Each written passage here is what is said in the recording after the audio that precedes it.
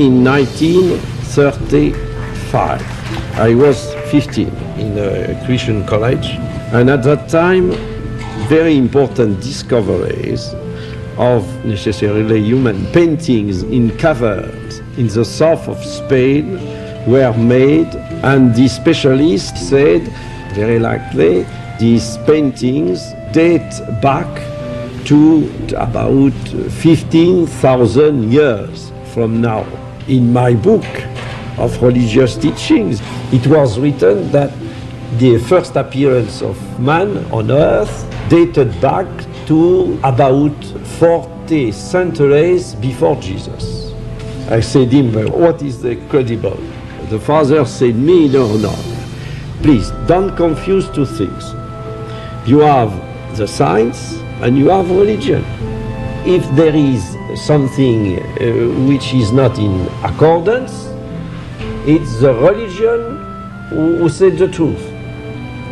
But I told him that it is impossible.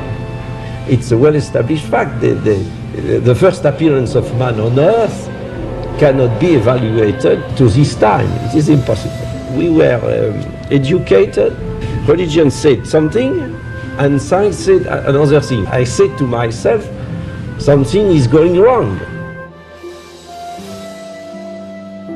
The future doctor, Bucaille, born in Pont-l'Evêque in northern France in 1920, couldn't have known, or even guessed, on commencing his medical career around 1945, what would have been the residual of that inconvenient encounter with his Catholic teacher a decade earlier. The seemingly doomed showdown of science and religion, as crystallized by his instructor, had apparently set young Maurice on a path of discovery that would consume his entire life.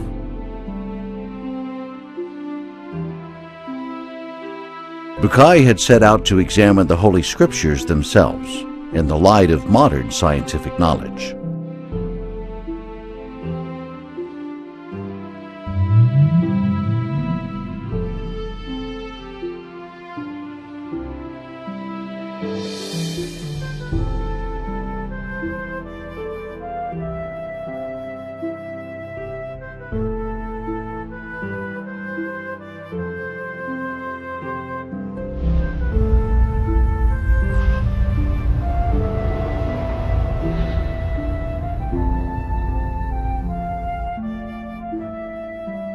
Bucaille recalls that during his employment years at the surgical clinic at the University of Paris in 1945, and even much later, how much he got involved in discussions about the viability of considering religion from a scientific perspective.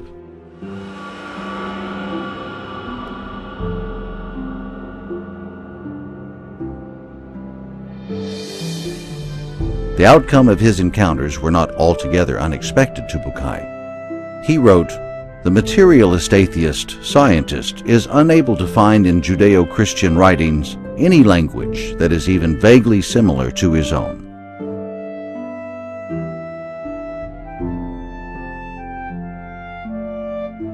They contain so many improbabilities, contradictions, and incompatibilities with modern scientific data that he refuses to take texts into consideration that the vast majority of theologians would like to see accepted as an inseparable whole."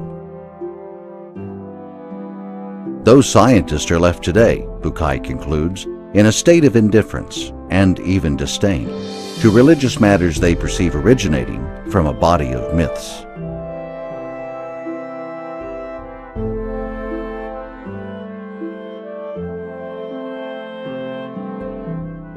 In the Gospel of Luke, for example, you have between Adam and Jesus 76 generations are mentioned.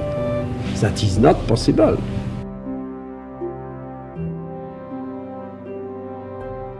Bucaille had noted early on that when science and religion are discussed in the West, people are quite willing to confine themselves to Judaism and Christianity, but they hardly ever consider Islam.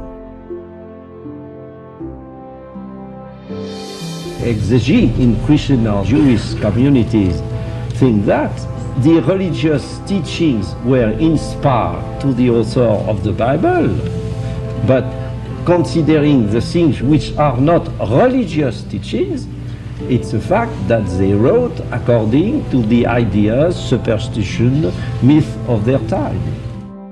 Alors il l'a fait en tant que catholique, mais il s'est intéressé à l'islam. Et je ne sais pas du reste dans quelles conditions, il ne me l'a pas dit. Et il a vu que dans le Coran, on insiste beaucoup, comme vous le savez, sur la création.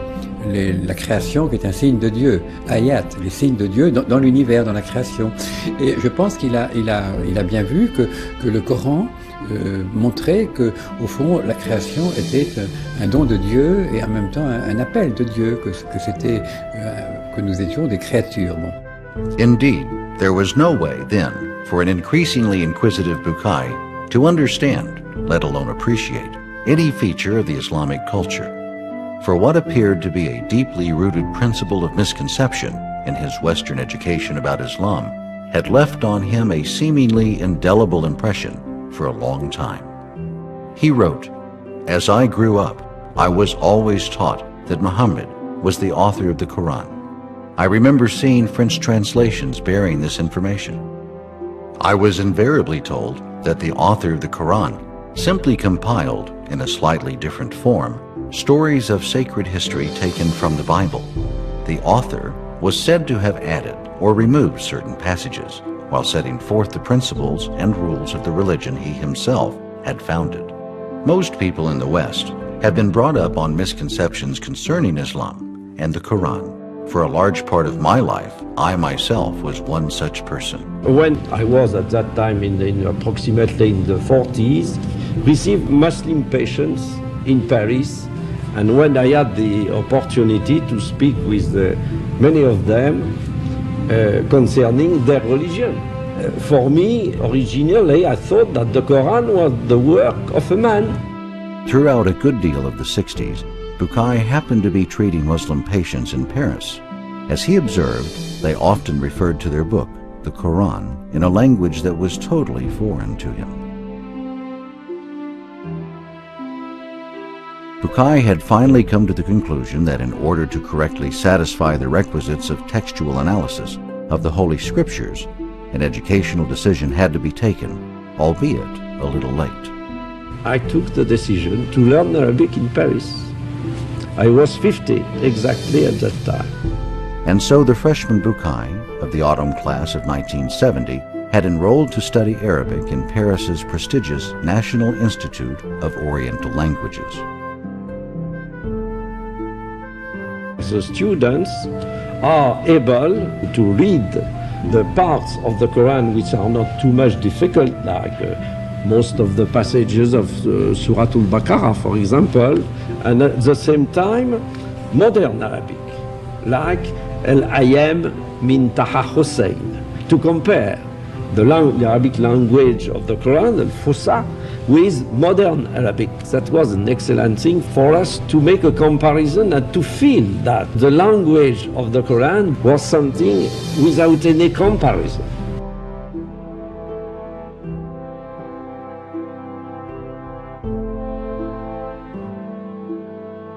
When I finished my studies, thanks to God, I was in a position to read the Quran without any preconceived idea. At the beginning, without at all a belief in the fact that the Quran might be the Word of God. In his book, Seeking Peace at Heart, of 2007, Professor Muhammad al-Talabi notices that the word mind is mentioned 49 times in the Quran. Science, meaning knowledge in general, is referred to 768 times. The word heart, meaning contemplation, comes in 172 times. Sight, meaning perceiving, is repeated 147 times, whereas the word remembrance, meaning to question and to consider attentively, is mentioned 268 times in the Quran. ومن العجيب أن القرآن فيه 6300 وكذا آية و26 آية. 1300 آية تتكلم عن العلم والعلماء. آيات التشريع التي تحكم الخلق في علاقاتهم بكل أنواعها عدها بعض المتخصصين ب535 آية. Once he mastered Arabic, Bucaille could find in the Quran a trove of verses laden with calls to read, think, and to discover. He finally produced a short list of those directly related to empirical science.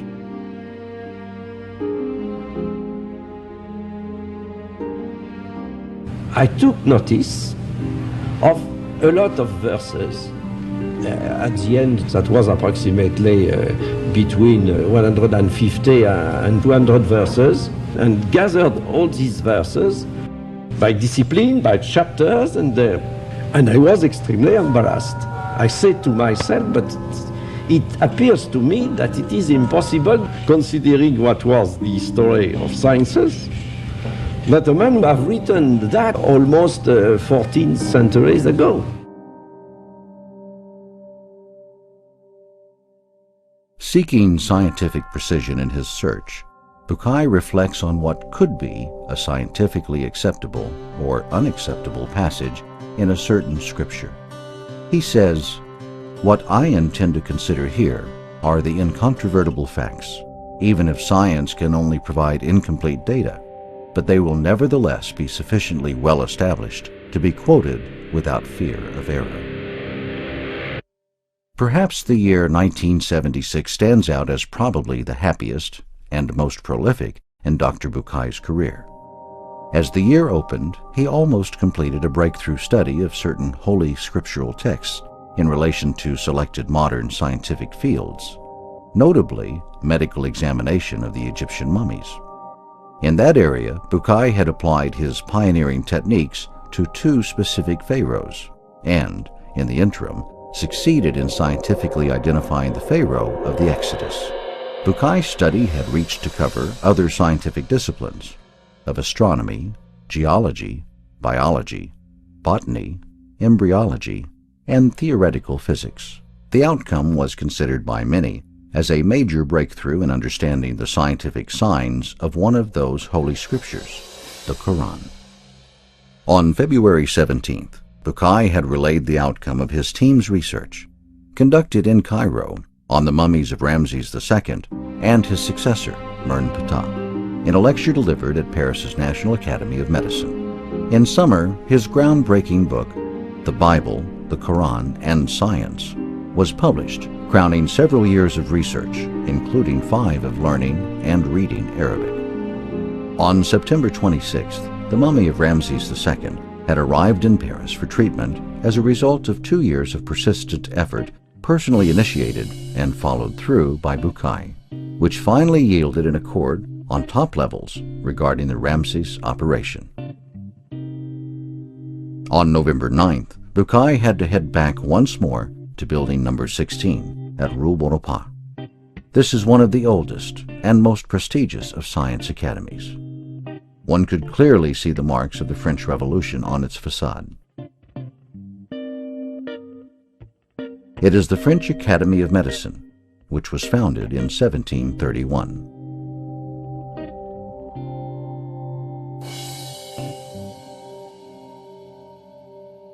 Only this time, he was there to deliver what was seen by many as an unusual rendering in the Academy's history, a lecture entitled Physiological and Embryological Data in the Quran. In 1976, for the first time, in a lecture at the French Academy of Medicine in Paris, the word Quran appeared.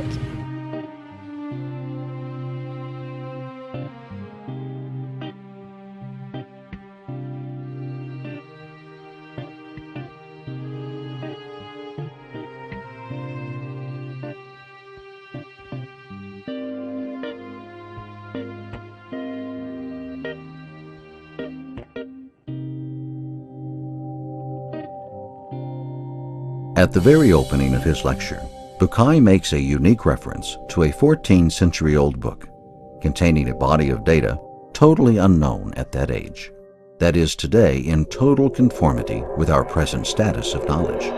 He added, that in itself stirs difficult problems.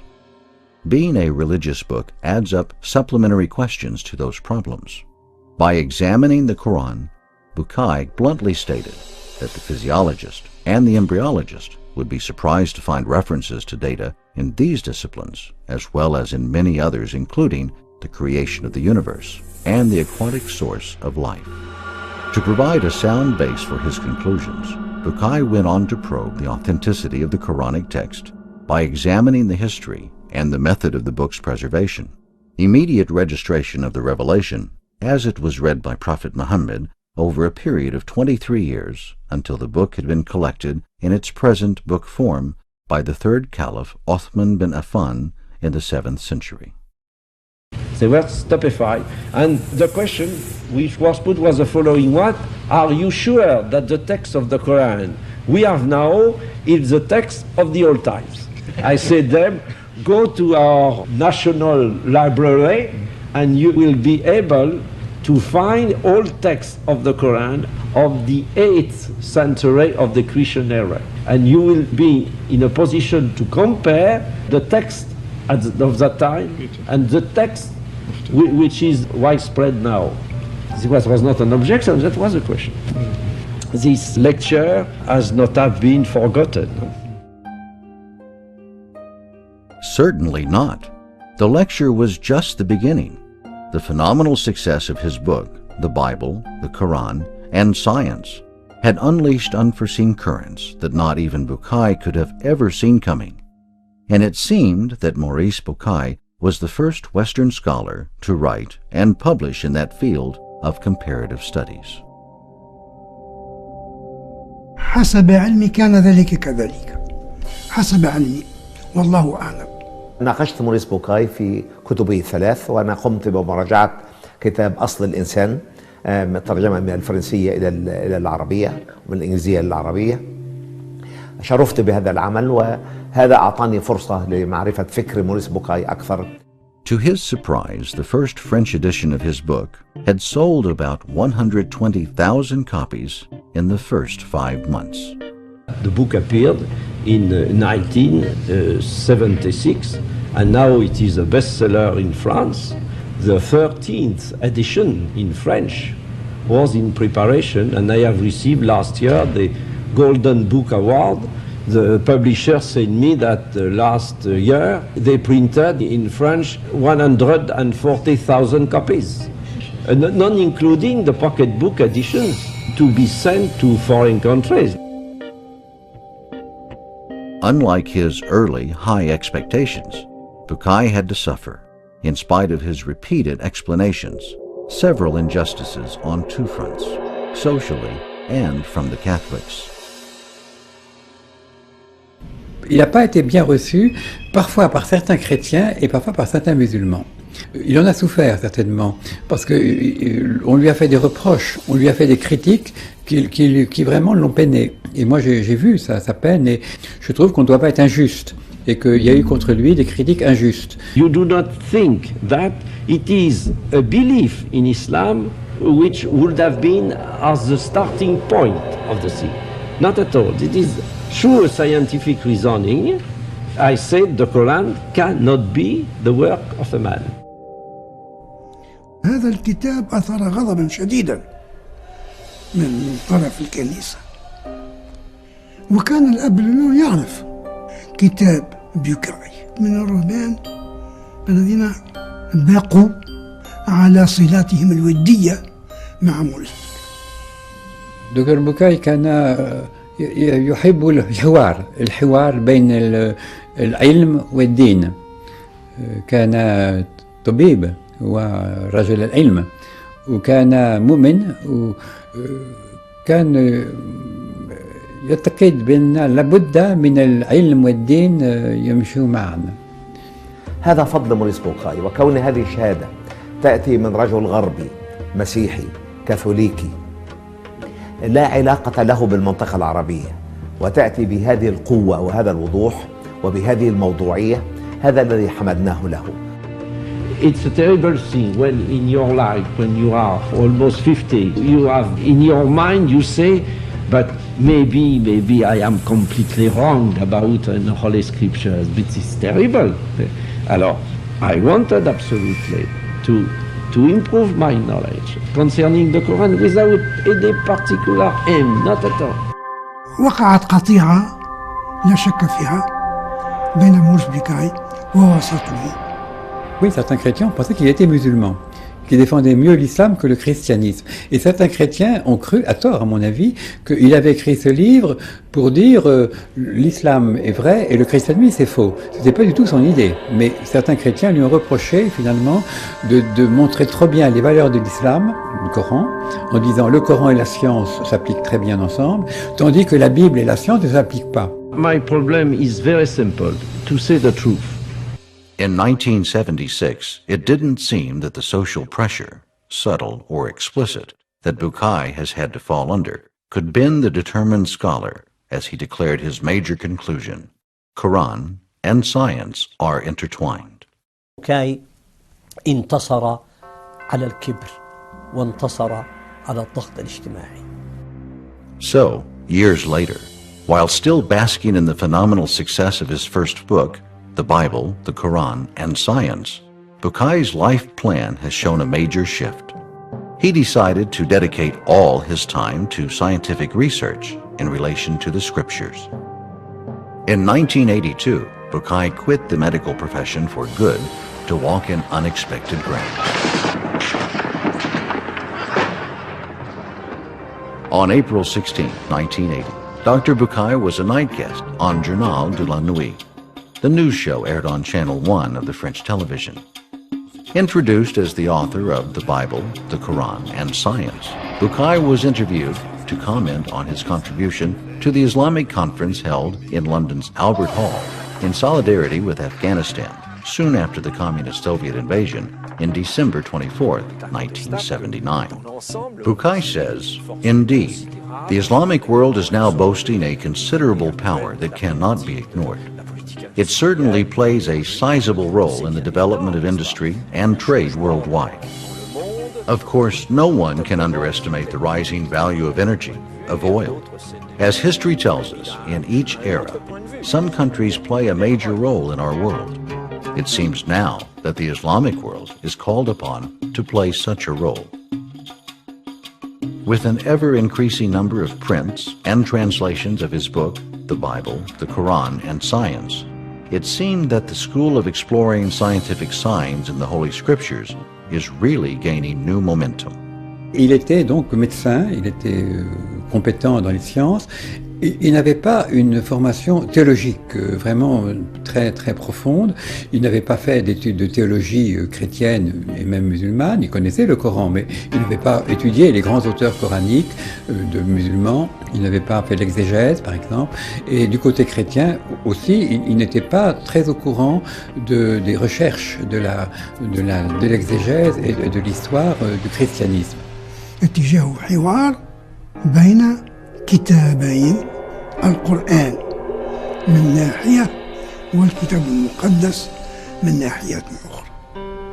كان صيحة ودويا علميا. كان غربيا، لم يكن شرقيا، يتهم بأنه يكتب بحكم العاطفة، شهادة مثقف غربي، ثقافة عالية.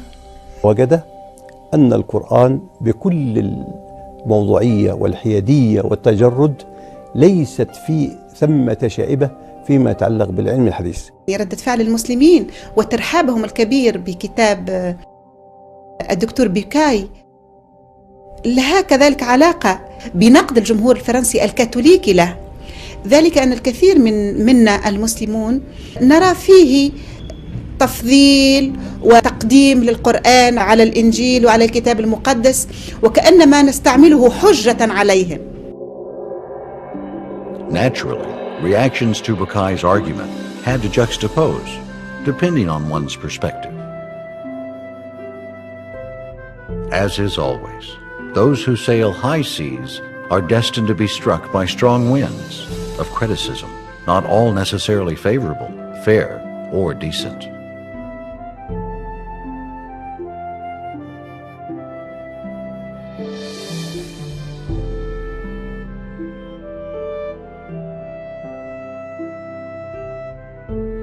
Je trouvais en lui beaucoup de volonté, de spiritualité, de fidélité, de dialogue, de volonté de paix, et je trouve que cela mérite le respect.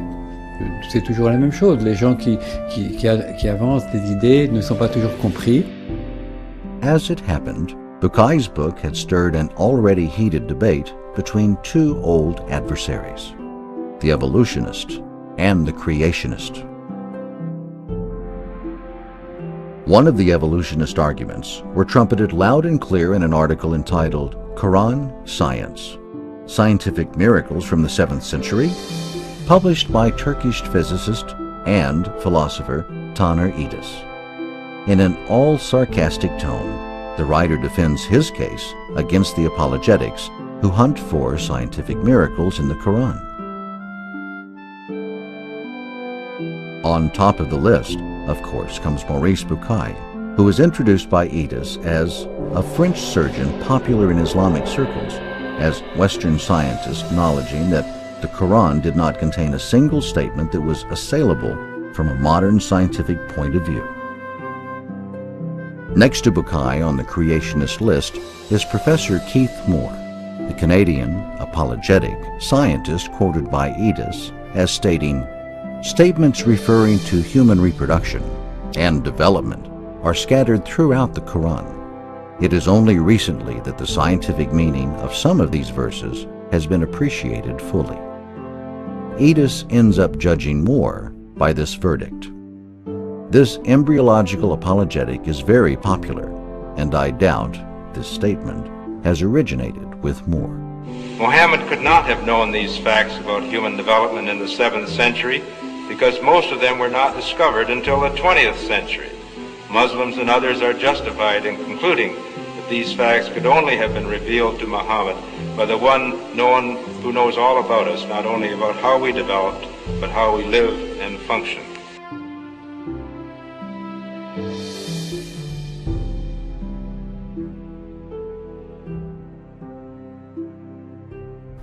موريس بوكاي لم يكن لاهوتيا وليس له الثقافة لاهوتية ولم يكن راهبا كان طبيبا من أشهر الأطباء.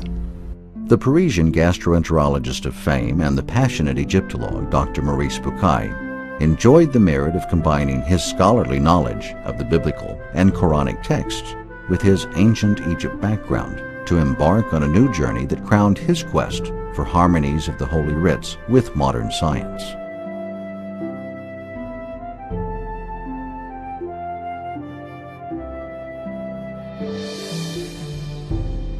He wrote, "I had journeyed to Egypt during the second half of 1974 in search of various archaeological and medical data concerning certain pharaohs. In particular, I was after documents pertaining to the Exodus. My intention was to examine certain passages in the Bible and the Quran under the light of recent information provided by Egyptian archaeology. During my first visit to the royal mummy's room, I wondered whether or not my plans for this research would lead to conclusive findings, and whether I would be able to effectively justify the confidence the Egyptian authorities had placed in my project.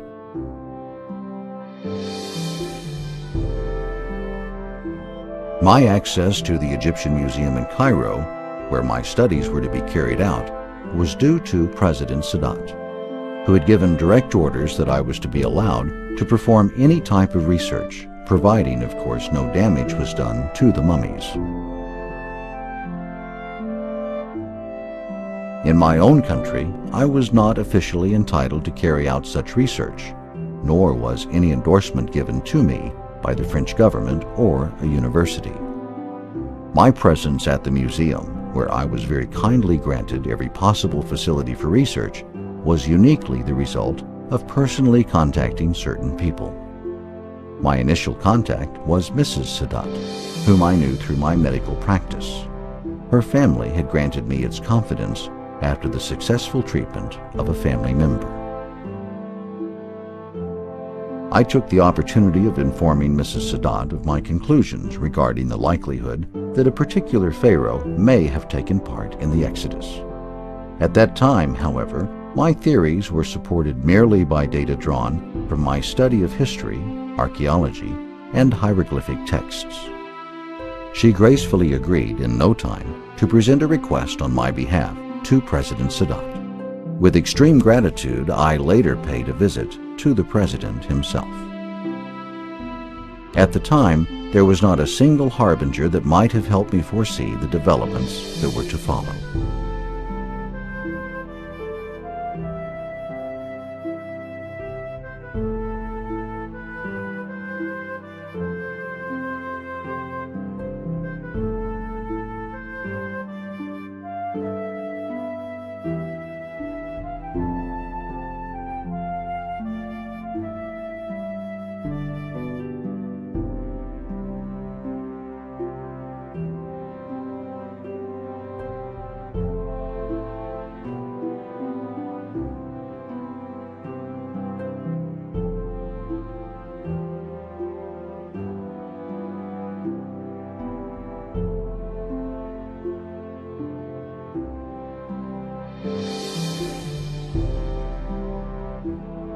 At first, I was, of course, fascinated by the outward appearance of both pharaohs when I entered the mummies room of the Egyptian Museum in Cairo in 1974.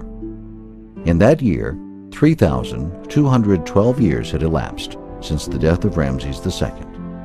The only parts of the body of Ramses II that were visible to visitors in 1974 were the head and the left hand, the rest being draped with coarse linen not unlike burlap.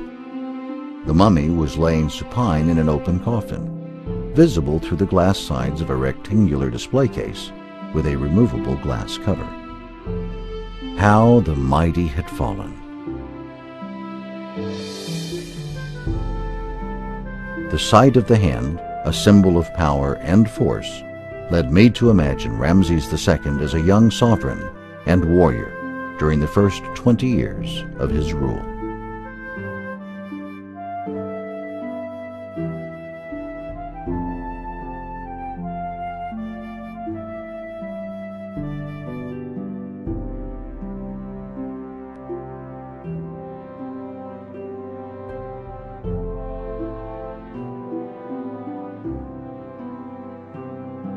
The purpose of my own project was to examine the possibilities of making new discoveries and to extend the research to branches of medicine that had not yet been included. The research was to focus on the remains of two pharaohs. Mernptah, research in the field of forensic medicine, was to prove of great value in determining the cause of his death, and Ramses II, thought by many biblical scholars to have been the Pharaoh of the Exodus. It seemed to me that the experts' arguments were weak in terms of factual evidence, and that precise data on the condition of the pharaohs at the end of their lives could cast light on the matter, providing indisputable evidence. Our earlier studies had already shown that the mummy of Ramses II, and likewise other pharaohs' mummies, had suffered serious damage before the bodies of numerous kings were discovered in the necropolis at Thebes nearly a century ago. In the case of Ramses II, the damage was twofold. First, structural, the extent of which had already been determined by X-rays, and secondly, biological, the causes of which had already been discovered as well. I discussed these problems several times during my talks with President Sadat and those around him. On January 23, 1976, President Sadat announced his decision to entrust the mummy of Ramses II to France. He asked me personally to announce the measures that needed to be taken to rescue the other deteriorating mummies after Ramses' stay in Paris.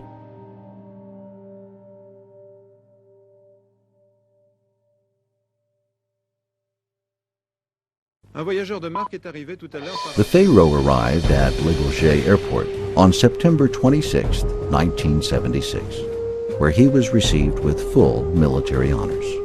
The case containing the mortal remains of the king was removed from the plane.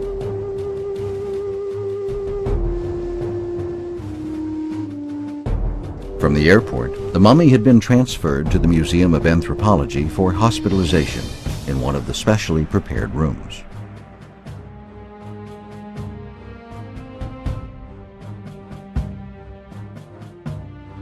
On June 29, 1977, Paris Match reported that the truck containing the packing case and its occupant was ordered to pass by one of his 2 Luxor obelisks at Place de la Concorde, so that the ancient monarch's soul could contemplate his glory inscribed on the stone in dithyrambic terms.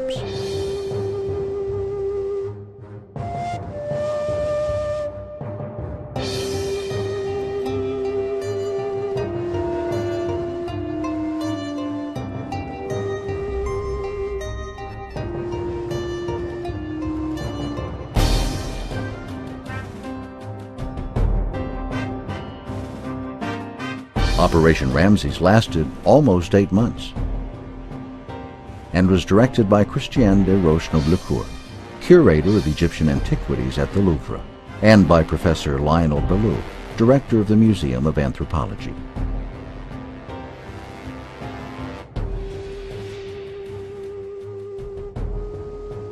Eventually, the genuine French passion about Egyptology, as dubbed by a French newspaper, had inevitably sparked a clash of interest among the doctors and the curators. The first casualty was Bucaille, who had been totally denied the honor of participating in the rescue of Ramses' mummy.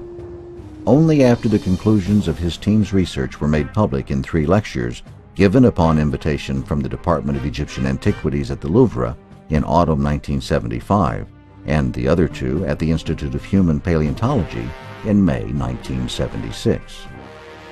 By summer of 1976, Bucaille's book, The Bible, the Qur'an, and Science, was already setting a stir in motion in some Parisian circles. And as Dr. Bucaille had been deprived the honor of being at the reception of the mummy, he single-handedly initiated its treatment 2 years earlier. He was denied even attendance at the official farewell ceremony given to the celebrated Pharaoh Tuesday morning, the 10th of May, 1977, at Le Bourget Airport.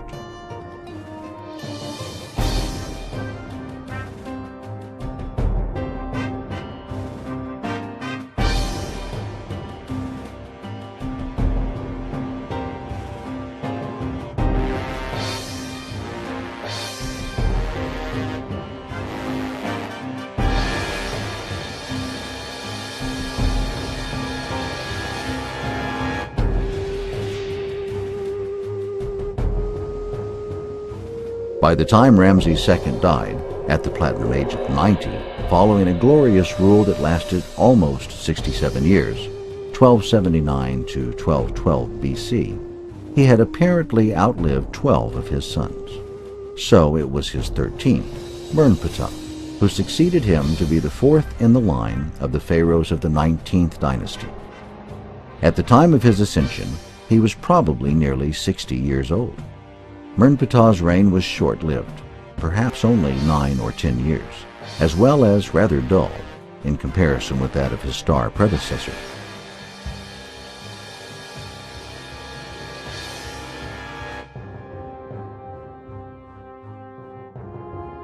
According to the Oxford History of Ancient Egypt, he ruled from 1213 until 1203 BC.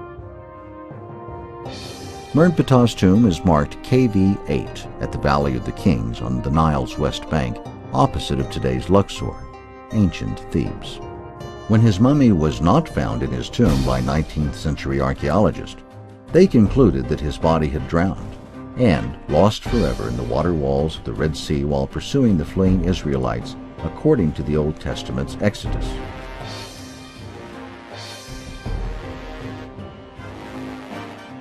But the theory had been refuted when the mummy of Mernptah was discovered by Victor Loret in 1898 in the Valley of the Kings.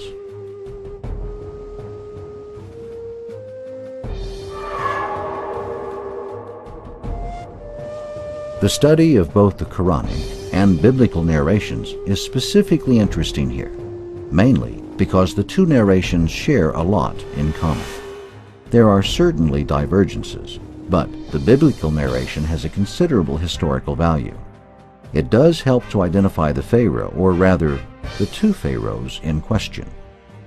This hypothesis, which starts with the Bible, is complemented by the information contained in the Quran. Modern data are added to these two scriptural sources.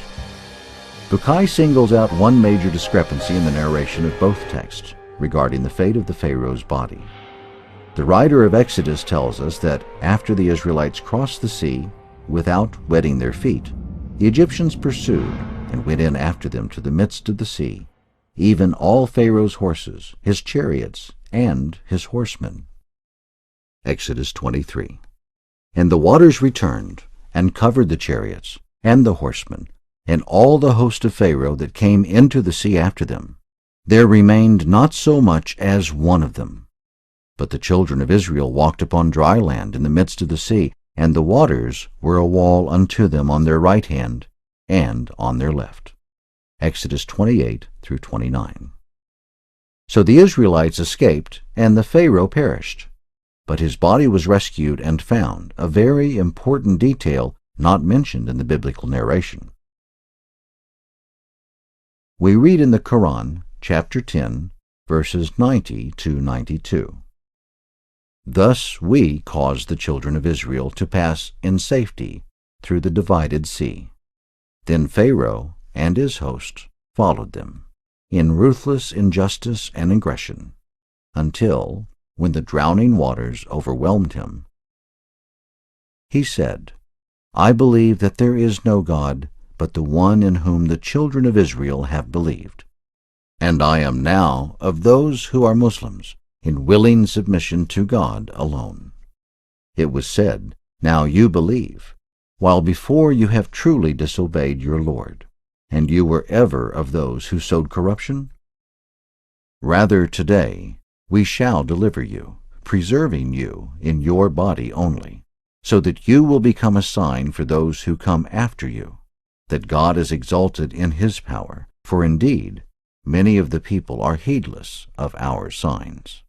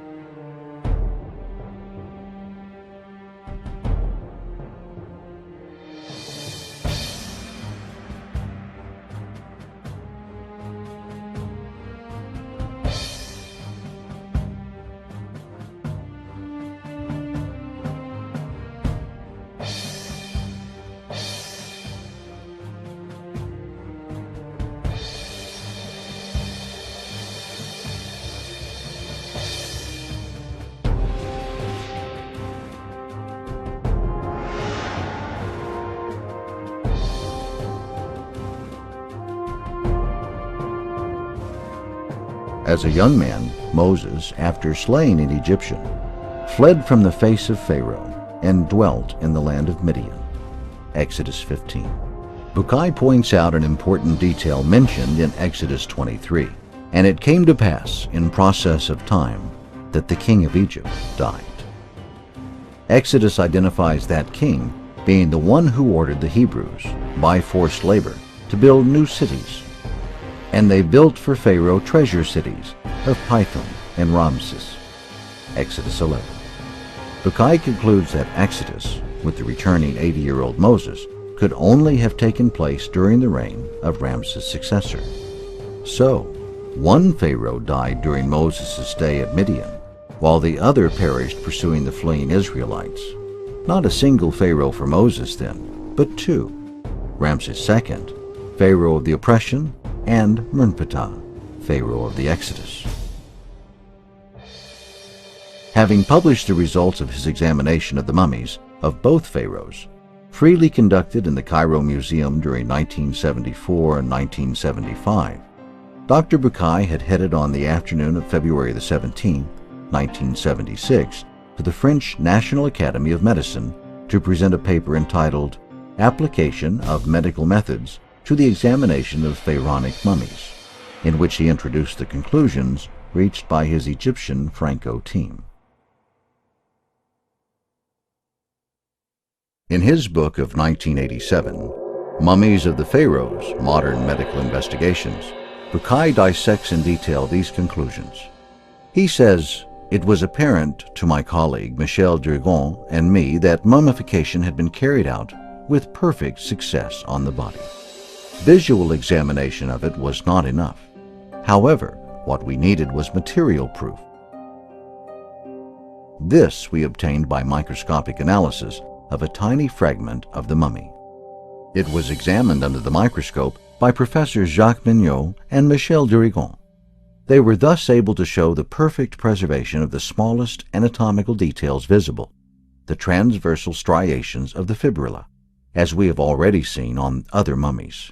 For it to have retained these microscopic features to this day, the body must have been embalmed while in good condition.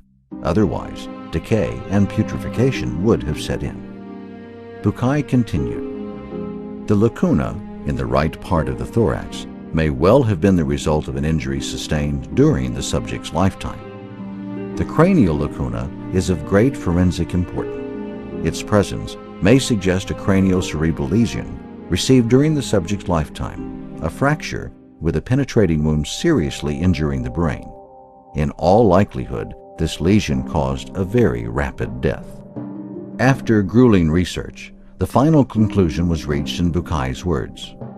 This would have brought on death very quickly, and the body had been submerged before or after the pharaoh was killed. Whatever the case, he does not appear to have stayed in the water for long. "I have searched for a contradiction of any kind between our medical observations and the narrations of the Exodus contained in the book of Exodus in the Bible and the Quran. But I can find no argument to oppose the theory I hereby maintain. Given the present state of our knowledge, the only valid hypothesis that can be advanced is that Merenptah, Ramses II's successor, met a tragic end during the Exodus. This has been formally proved by medical examination and fits perfectly with the passage in the Quran on the rapid retrieval of the body."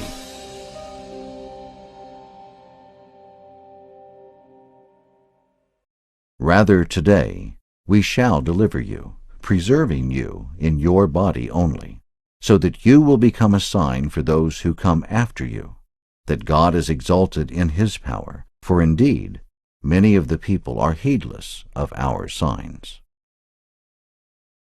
Here is a material presence of the mummified body of the man who knew Moses, resisted his pleas, pursued him as he took flight, and lost his life in the process. His earthly remains were saved by the will of God from destruction to become a sign to posterity, as it is written in the Quran. Bucaille wraps up his argument with a piece of advice for those who seek, in modern data, a proof of the veracity of the Holy Scriptures. He asserts, "They will find a magnificent illustration of the verses of the Quran when they see the retrieved body of the Exodus Pharaoh by simply visiting the Royal Mummy's Room in the Egyptian Museum in Cairo.